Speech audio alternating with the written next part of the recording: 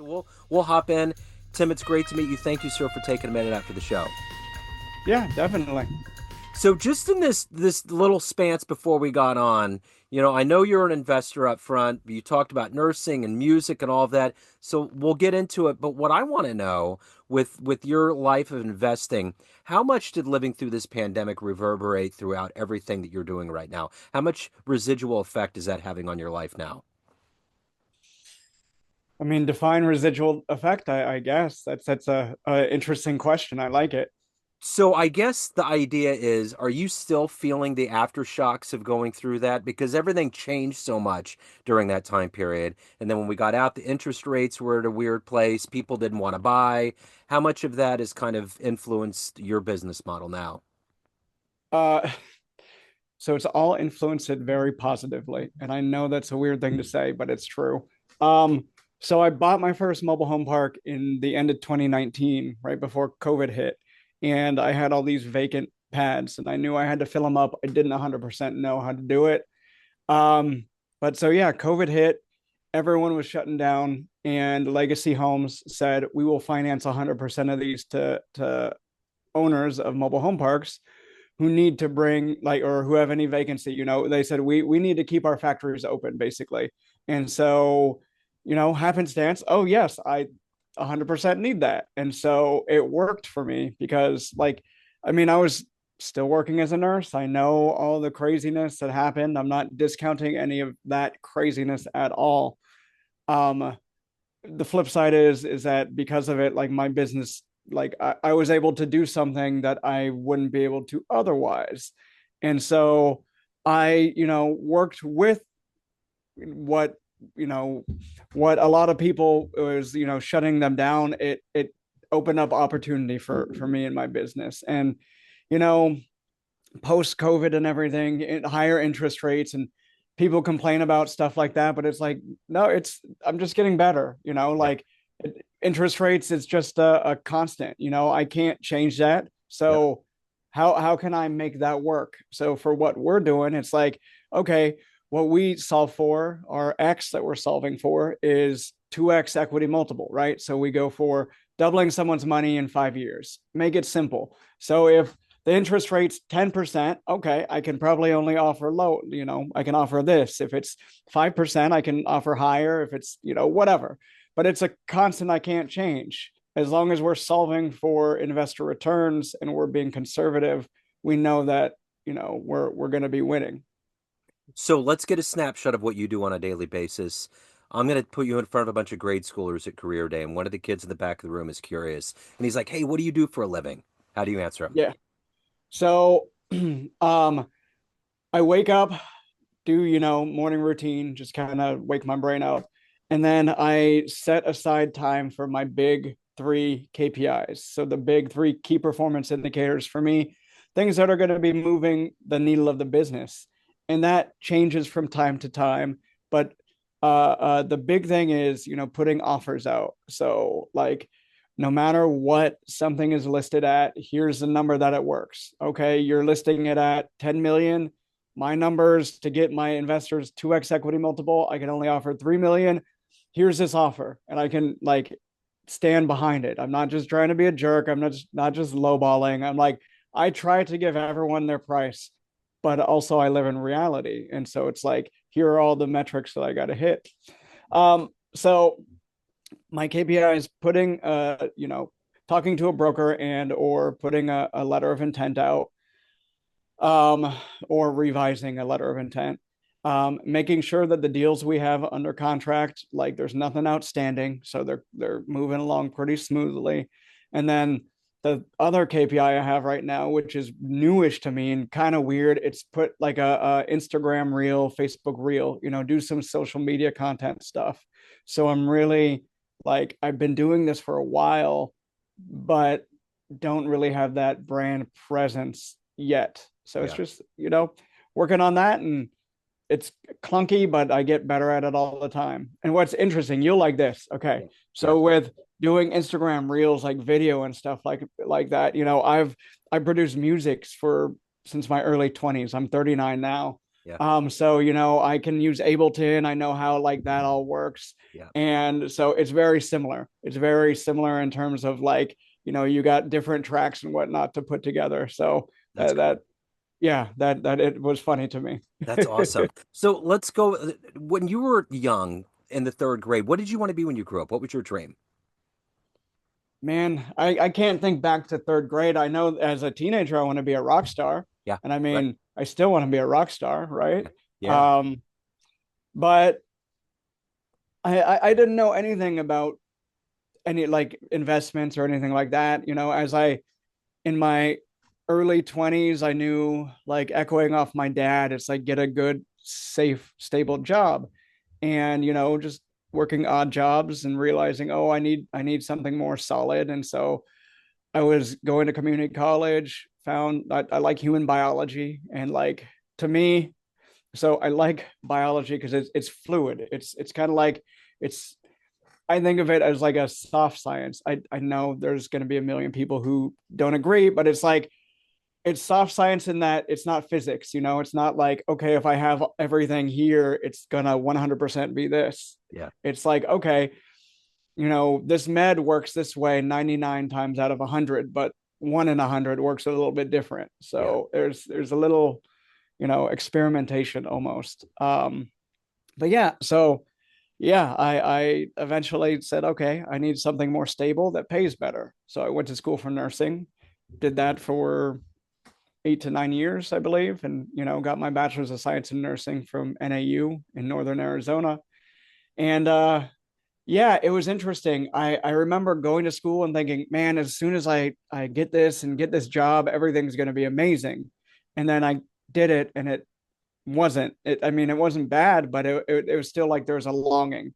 Yeah. And I now realize I'm more interested in like the journey. I'm more interested in like doing the thing. That's more exciting to me than having the thing done a lot of times. Yeah. So it's just understanding myself more as I get older and realizing, like, okay, happiness to me is working towards something that excites me, and Yeah. whatever excites me, that's where I'm going to be happy. So, how did you accumulate these right and left brain tendencies of being in music and then being in investing? Take me back to your childhood. What were these foundational seeds of your childhood that were planted that grew into this kind of dichotomy that you have now? Um, um, I mean, so my dad is very like math oriented, and I remember growing up and being good at math and science.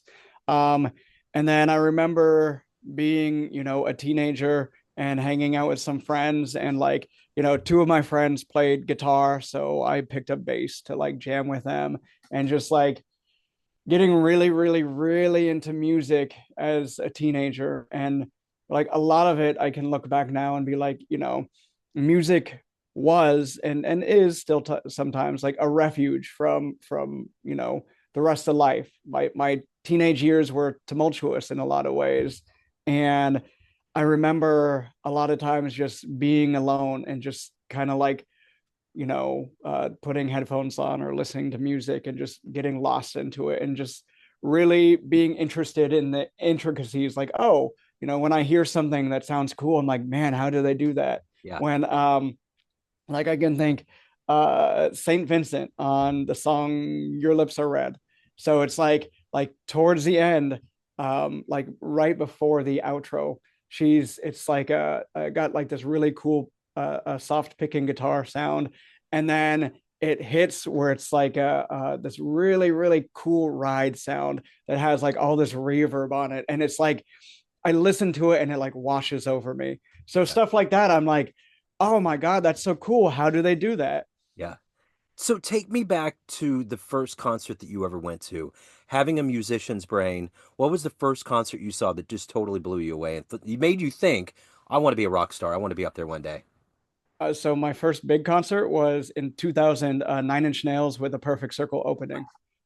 It was such a good show, and I had no reference really for anything else. Yeah. And just like, I was a goth kid in high school, so I mean that goes hand in hand with being, weird and Yep. going off into music myself, right? But like, oh my gosh, that like, if y'all haven't seen, I forget the name of the it was a DVD, but the live video of that show, it Yeah. was so good. It was Yeah. so well put together. Yeah. Trent's amazing. I mean, his acumen at not only doing what he's done with Nine Inch Nails, but he got into soundtracks and he's done so many things. He's so good at what he Yeah. does. His soundtracks are phenomenal. Yes. The one for oh geez, what is that TV show? The Watchmen stuff. I Yeah. mean, everything they do is really good, but every once in a while, I'm like, dang, like I they, know. he's still got it. He's just a really, really good songwriter. Yeah, Like, he is. It's crazy. So who's been that hero for you in your life? Who's been a consistent inspiration for you? David Bowie. How about that? Yeah. When David Bowie died, I got a tattoo on my upper arm of Black Star, right? Yeah. Yeah. With a Bowie underneath it. Um, and yeah, I mean, it's interesting to think, considering where I am, a real estate investor and retired nurse and all that. But so what drew me to him, what draws me to him, is he was always pushing boundaries. He Yeah. was always doing something that is a little scary and a little like, I don't know exactly, I don't know what the next thing is, but it's not going to be boring. So that kind of mentality really draws me. And I try, I do a lot of that today. Just like I don't know exactly what it's going to be, but I know like this is the direction that we want to go, and it has led me to do amazing things. So are you a fan of Moby and his music? Yeah, I remember seeing Moby and Bowie were touring when I was a teenager. There was that big like little festival Yeah. and Blue Man Group. That was a good one, dude. Wow. So you have to get Moby has a podcast and he talks about how Bowie was his hero. When he was a kid, he went and got his LPs and then he ended up living next to him and has all of these stories. You should tune in. It's really cool. You know. Nice. Um, I'll have to check it out. I yeah. do like Moby a lot. Yeah, He's really and he good. talks about that tour specifically, which I don't remember because I got into Moby later. But I will tell you the interesting thing about, the end of Bowie's life. I interviewed Donnie McCaslin, which was the sax Oh player. yeah. And I remember it was about probably 3 or 4 months after Bowie passed. And he was in a hotel room, he was touring, and it was one of the weirdest interviews because he was literally in the middle of this vortex. He had no idea what was happening because no one knew that Bowie was sick. No Yeah, one knew any yeah. of it. So overnight, Donnie McCaslin is the golden child, the last horn player that Bowie picked for his Hmm. last swan song. So it was Hmm. wild. But there's a That is million cool. Bowie stories. Dude, yeah. I love all that. I mean, so, you know, looking back, uh I mean, I got clean, drugs and alcohol and everything 4 years ago on January 3rd. So not quite 4 years clean, but I'm coming up on it. Yeah, But, I remember getting clean and reading about Bowie and Elton John and all these like,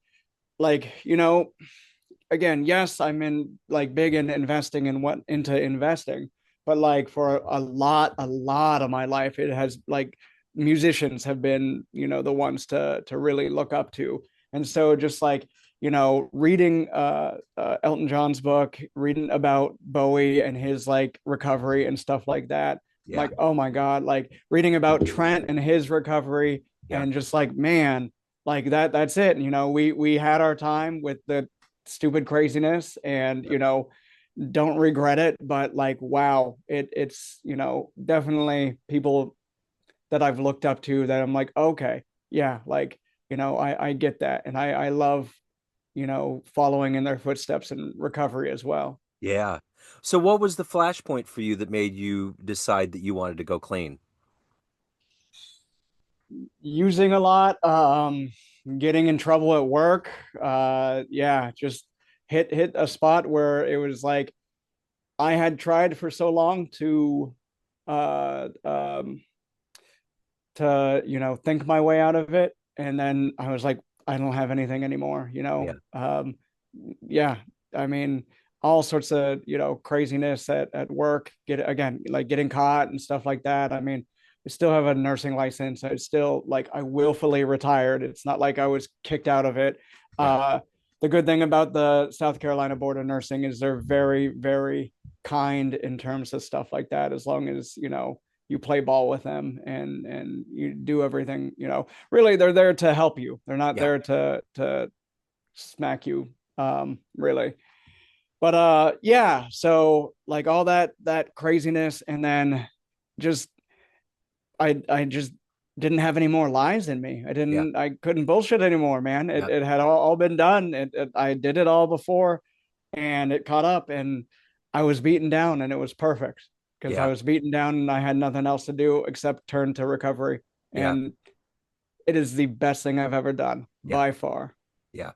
Takes so much effort to do all of that too. It's expensive. It beats your body down. There's so much that goes into it. So yeah. And yeah, so let me ask you this. What is that motivator for you every day to do this work that you do? To the investing, evolving as a human being, the music. What is it that you look forward to every day? It's exciting. Like I do what's exciting to me. And Yeah. so like I have these like big goals of doing things, and like working, like kind of building up a company with my friends and partners, and like bringing other people into the fold, and just, buying mobile home parks, making them a nicer place to live for people, just filling that affordable housing need. Like that, it's one of the things that excites me, and so I'm very driven to, like, okay, how am I feeling about it? And so right now, like doing this excites the hell out of me. I Yeah. really enjoy it. um and like, so in terms of, creativity, so for offers that we're making, it's like I'm able to put a creative spin on every offer. So like my partner underwrites it and says like, okay, this is, here's the analyzer, here's all the metrics. And then from there, I'm able to craft two more offers. So like every offer I make, it's like threefold, right? And so it's like, if we get, like we can pull this lever, get a little bit more creative, and like figure out a way to, get someone their price or get closer to their price. And so like, I don't know, stuff like that excites me. Talking with brokers, talking with people excites me. Building a business excites me. Um, but yeah, that's really it. I mean, it's nothing crazy, just like what sounds exciting. Yeah. Yeah, for sure. So for all of these things that you've overcome and evolved into, different career choices, if you were to have a dream tonight, you ran into the 18-year-old version of you, and you could give that young version of you a piece of advice based on this life you've led, the wisdom you've accumulated along the way. What advice would you impart on that young version of you? Drink less. I mean, really, Yeah. right? Don't use as much, or don't use at all, really. But like anytime I think of a question like that, it's like I think back to myself at 18 and what I would say, and I'd be like, the hell with you. Like, you Yeah. don't know shit. Yep. So I don't know. Would I be the same person if I didn't make the same mistakes? I don't think so. True. So maybe I wouldn't say anything. Maybe, I wouldn't do the, what is it, like in Donnie Darko or whatever, just stay in bed, don't even try and mess with things, because all of a sudden you have all sorts of crazy time warp issues. Yeah. That's so interesting you mentioned that. I came late to that movie and I didn't realize the reason why that movie didn't do good at the box office is I think the release date of it was 9/11. It was literally, Really? yeah, isn't that Huh. wild to I think didn't about? know that. But did you see the re-release of it and they added a bunch of stuff to it? No, but Y- I'm also kind of a purist sometimes. So how Yeah. was it? It was cool. It was like, because it's already confusing. It's already like, somebody, gave you like a half bottle of vodka, spun you around and made you watch a David Lynch film. You're like, wait, wait, wait, Yeah. wait, wait, wait. What the hell just happened? So Yeah, yeah. this kind of had extra scenes that illuminated things, but it was still the same integrity, but it was just like, for people that were fans of it, it was kind of fun to see the extra stuff. But what a great movie. Interesting. Yeah. Yeah, yeah. It really is. Brings me back for sure. Yeah, absolutely. So let me ask you this: of everything that you've done, from becoming clean, a career change, all of these things that you've evolved into, what are you ultimately the proudest of? Getting clean by far. Yeah, Like it's the foundation for everything. When I was using, I was like afraid to not use because it sounded so boring. yeah, And I sometimes share in meetings. It's like I've never been more boring than when I was using. Because I'm not using, my brain's not thinking about that all the time. And Yeah. I mean, it took time for sure, Yeah. but very rarely think about using. And I mean, I I have people to talk to, other people in my circle. I got meetings to go to, like if I am, and where I can share and kind of get it out of my head. But honestly, I do so much interesting stuff. I'm Yeah. I'm free to do all the fun things that I've always wanted to because I'm not using. Yeah. So it's like it's not weighing on my brain. Should I or should I not today? It's like, nope, that's a easy no. What else are we doing? Oh, I, do you want to do something interesting? Let's do I dig it. it. So at the end of the day, everyone has a perception of you, family, friends, colleagues, everyone that knows you, clients, but you run the show. What's your perception of you? Who do you think you are? Someone who is continually trying to get better while at the same time accepting myself for, loving myself for who I am. Yeah. So let me ask you this. We get off this call, time machine pulls up to your house. You can go anywhere in the history of the music timeline and see one concert. Oh Maybe a shoot, few. that That's is a good hard. one. It's Where are a you good going? one. Can I see Bowie doing the Ziggy Stardust tour? Oh, dude. Um, Gosh, who else? Early Rolling Stones would be amazing. Yeah. Um, I'd honestly would probably go back to like mid '80s for some like early goth stuff, maybe some early Susie. Um, yeah, yeah, really get back to the heart of things. Maybe early industrial would be like crazy early Neubauten. Yeah. Um, and maybe really I need to see them anyway. I need to see Neubauten live. And how about like I don't want to say early Nick Cave. So Nick Cave and the Bad Seeds, one of my Yeah. favorite groups ever. Um, I don't think I would want to see early stuff because of how good their stuff is now and how like well evolved Nick Cave has come in terms of like songwriting and like his Red Hand files and everything like that. It's so good. Yeah. So like I mean I've seen him like four times, I think, 4 or 5 times. I drove up to Brooklyn from South Carolina to see him do his like conversations thing before the Red Hand Files, and I like him. I like him as they are now. He's like a mythical figure. It's like he's not even there's people that just like Bowie that just have this epitome of cool, and Nick's right up there. It's like um I remember I had friends in a band in my roaring 20s and we went on a road trip. I helped them on a tour to Milwaukee and we listened to Bowie. I will never forget.